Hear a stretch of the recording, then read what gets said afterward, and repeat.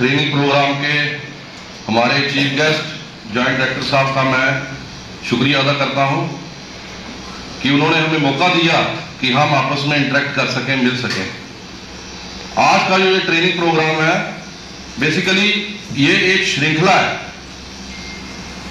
Training programmes की एक श्रृंखला है जिसमें हम सभी को मिलकर काम करना है। जैसा मेरे बारे में आपको बताया गया, I am head of fruit science as well as head for centre for organic and natural farming.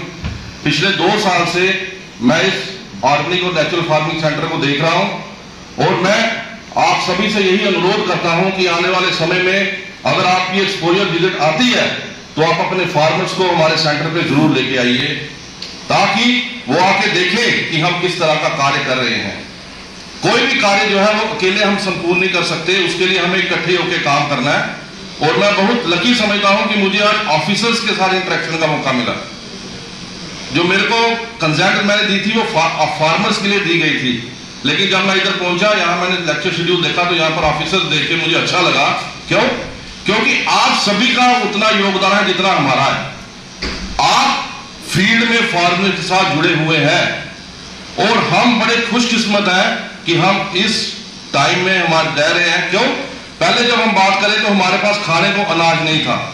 हमें सबसे पहले अपने आप को संपन्न बनाना था।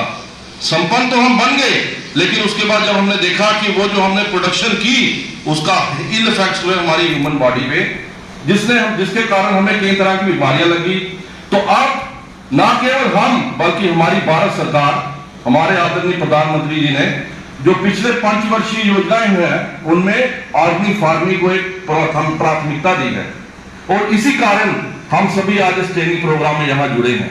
ये जो ट्रेनिंग प्रोग्राम है ये high holistic agriculture development plan जो हमारा जम्मू कश्मीर सरकार ने इसको लेके आई है, उसके under alternate agriculture systems for sustainability एक प्रोजेक्ट है। इस प्रोजेक्ट का एक जो हमारा पार्ट है वो यूनिवर्सिटी देख रही है, दूसरा पार्ट आप सभी देख रहे हैं। जो हम यूनिवर्सिटी में कार्य कर रहे हैं उसमें हम इस प्रोजेक्ट के अंदर 3 कार्य कर रहे हैं। सबसे पहला कार्य कि हम इसमें बायो कंट्रोल लेबोरेटरी तैयार कर रहे हैं जो हमारे centre for organic and natural farming में बढ़ रही है, जिसमें हम आने वाले समय में आपको बायो कंट्रोल एजेंट्स देंगे। उन बायो कंट्रोल एजेंट्स के द्वारा जो हमारे किसान भाई है वो अपनी मृदा की हेल्थ को बढ़ा सकते हैं जिनका यूज करके। दूसरा हमारा कार्य है कि हम ऑन फार्म रिसर्च ट्रायल्स लगाएं। हमने आपको बोल दिया कि आप इतनी खाद डाल दीजिए, इतना वर्मी कंपोस्ट डाल दीजिए, इतना पंचगव्य डाल दीजिए, लेकिन वो कैसे बनेगा? लोकल कंडीशन में हमें उनको ट्राई करना पड़ता है। तो यूनिवर्सिटी का पहला कर्तव्य यह है कि हम रिसर्च करके आप सभी को जो हमारी रिकमेंडेशंस हैं वो पैकेज के थ्रू देते हैं ताकि आप किसान भाइयों के साथ जाके वो शेयर कीजिए और उनको ये बताइए कि इनका क्या इंपॉर्टेंस है, इनका क्या महत्व है। और तीसरा जो हमारा पार्ट है इस प्रोजेक्ट का जो यूनिवर्सिटी देखनी है वो है कैपेसिटी बिल्डिंग। सिमिलरली जो हमारा डिपार्टमेंट ऑफ एग्रीकल्चर है, डिपार्टमेंट ऑफ हॉर्टिकल्चर है, इनमें भी इसमें हमने फार्मर्स को अवेयर करना है। सबसे पहला कार्य है कि हमें फार्मर्स को तैयार करना है, उन्हें अवेयर कराना है, क्योंकि अवेयरनेस की कमी जो है वो इस प्रोजेक्ट को आगे नहीं लेके जा रही है। ठीक है ना? अब जैसे कल हमारे centre for organic and natural farming Manoj ji की एक ट्रेनिंग थी regional centre for organic natural farming Ghaziabad की कोलैबोरेशन के साथ।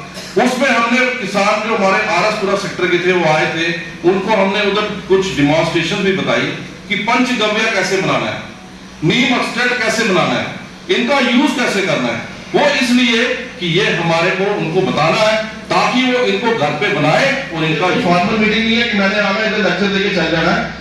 मैं ये चाहता हूं कि हम इसको एक इंटरेक्टिव सेशन बनाए ताकि हम जब इधर से जाए तो हमें पता हो कि ये चीजें क्या है। जैसे कल हमारा उधर प्रोग्राम था तो वहां मैंने पूछा जी कोई किसान भाई पंचगव्य बनाना जानता है? एक भी फार्मर ने जवाब नहीं दिया। लेकिन जो हमारे डिपार्टमेंट के ऑफिसर्स आए थे वो कहते थे कि सर हमने इनको बता रखा है लेकिन अब ये डर रहे हैं। फिर मैं जब उनको शाम को अपने फील्ड में लेके गया, मैंने खुद उनको डिमॉन्स्ट्रेशन दिया कैसे आपने इसको प्रिपेयर करना है। तो कहते जी आपको कोई डर है? कहते नहीं सर। मैं कहा स्प्रे करो तो फिर मेरे साथ शेयर करो कि क्या इसके रिजल्ट्स आए हैं, क्योंकि हम डर कर रहे हैं। हम डरते वहां कि जहां हमें नॉलेज की लैकनेस है जी हम कैसे करेंगे, फार्मर को मिलेगा नहीं मिलेगा, फार्मर के साथ हम कैसे सीधा जाके फॉलो करेंगे। पहले हमें सीखना है प्रोडक्ट बनाना कैसे है, उसको किस कंसंट्रेशन में स्प्रे करना है, किस टाइम पे स्प्रे करना है, और कैसे जो उसके ऊपर प्रोडक्ट्स निकल के आते हैं, फिर उसकी सर्टिफिकेशन करानी है। सर्टिफिकेशन और मार्केटिंग बड़ा इंपॉर्टेंट रोल प्ले करती है ऑर्गेनिक प्रोडक्ट्स को बेचने के लिए। इनकम तभी मिलेगी जब आपकी सर्टिफिकेशन होगी। हम बाजार जाते हैं तो कोई पैंट खरीदनी है, सपोज करो हमने, हम उस पर ब्रांड देखते हैं, लेवाइस देख लिया, दूसरा देख लिया, है ना, देखते हैं नहीं। अगर हम वो ब्रांड देखते हैं तो जब आप चीज खरीदने मार्केट में जाओगे, आप कहोगे कि मेरा ये चावल जो मैंने उगाया ऑर्गेनिक है, तो विदाउट ब्रांड के को मानेगा कोई? तो उसके लिए हमें क्या करना है? Branding, certification. जो पीजीएस पोर्टल है हमारा, RCONF का जो पीजीएस पोर्टल है, उस पे अगर आप उसी का लोगो लगा दोगे, फिर भी लोगों में विश्वास तो बना रहेगा। लोग सर्टिफाई जब आपने कर दिया कि प्रोडक्ट जो है हमारा ऑर्गेनिक है, तो लोगों में ट्रस्ट बिल्ड हो गया। वो जो ट्रस्ट बिल्ड किया आपने, वो उनको पेमेंट देगा।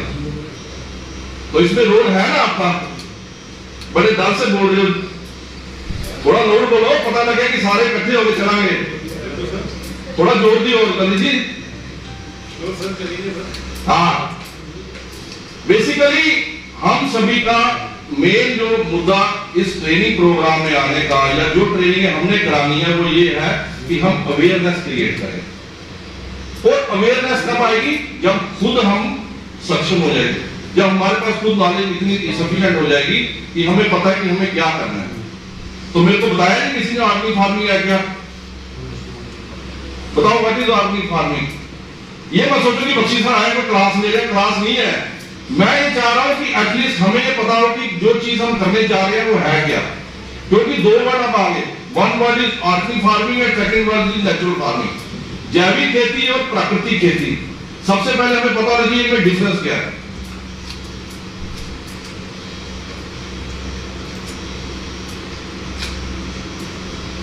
बोलो बोलो जी बोलो।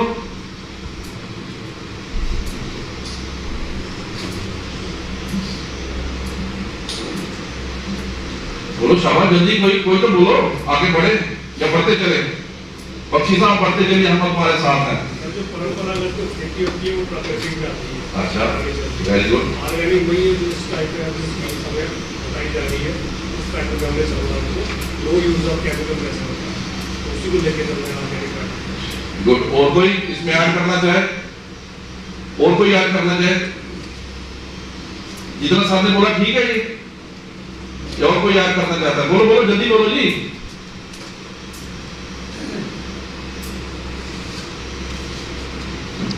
बोलो ना। मैं आपके पास घर का एड्रेस वो मैं तो बताऊंगा ही, मैं बताऊंगा, लेकिन आप लोग भी बीएससी एमएससी करके आए हो इधर। मैं चाह रहा हूँ कि कुछ हम इंटरेक्टिव तो बनाए।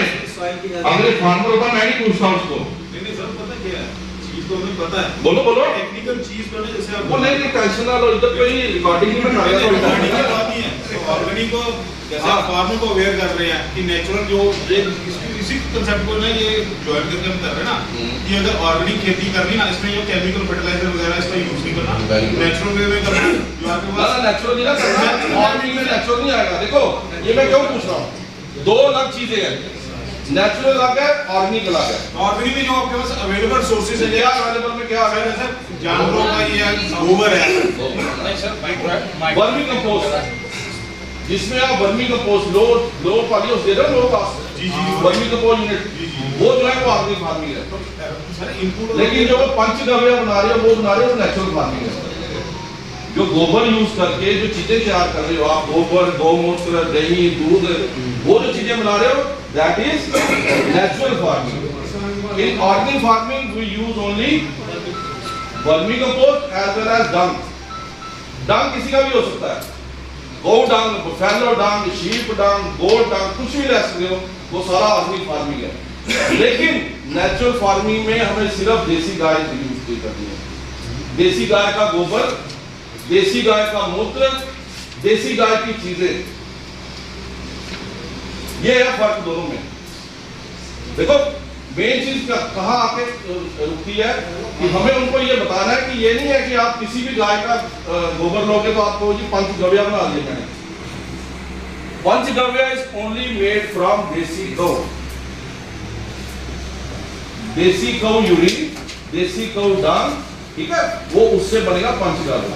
वो इसलिए कि देसी गौ का जो यूरिन होता है, जो उसका गौ डाल है, उसमें हमारे जो करोड़ ऑफ माइक्रो ऑर्गेनिज्म होते हैं जो यूजफुल है, which are source of micro nutrients, macro nutrients, which are helpful for all the crops. Sir आज का तो है भी देसी, इसको रिप्लेसमेंट कैसे करेंगे? सर रिप्लेस नहीं हो सकता है, देसी है ना, क्यों नहीं है? देखो सर, आप कितना एरिया आपके पास है अभी सारा एरिया को नहीं ऑर्गेनिक करोगे ना, श्रीलंका की तरफ हम भागेंगे पीछे। देखो एक सोची समझी प्लानिंग है गवर्नमेंट की। गवर्नमेंट ने ये नहीं आपको बोला कि आप सारे लग जाओ ऑर्गेनिक करने के लिए, otherwise we have to take the lesson from Sri Lanka. मेरे स्टेशन में एक बार सर हमारे कॉन्फ्रेंस की साउथ अफ्रीका से कुछ साइंटिस्ट आए थे, तो मैं उनको स्टेशन पे लेके गया, मैं उनसे इंटरेक्ट कर रहा था, तो मुझे कहने लगे कि सर हमने साउथ अफ्रीका में तो ये फ्लॉप हो गया हमारा ऑर्गेनिक फार्मिंग। मुझे पूछे कि आपके यहाँ कैसे हुआ है? मैं because of our prime minister, he has not asked all of us to just go blindly for organic farming. उन्होंने कहा take it in phase manner, phase manner में इसको लो, ताकि जिन लोगों को आपने बताना है वो उसको ग्रो करें। ऑर्गेनिक में आपके सोर्सेज जो यूज होंगे, आप देखो ऑर्गेनिक में थोड़ा सकते हो, लेकिन नेचुरल में आपकी बाउंडेशन है, बाउंडेशन है आपको। अब आप कहोगे कि मेरे पास गिर गाय नहीं है, हम कहां से उनको देंगे? वो तो हमें अब निकालना है ना, हमने कहां से उसको रिसोर्स देने हैं। देखो जहां चाह वहां राह। आपको पता था कि आपको 500 करोड़ रुपए एचडीपी में मिलेगा ऑर्गेनिक फार्मिंग के लिए? पता था आपको? पता था?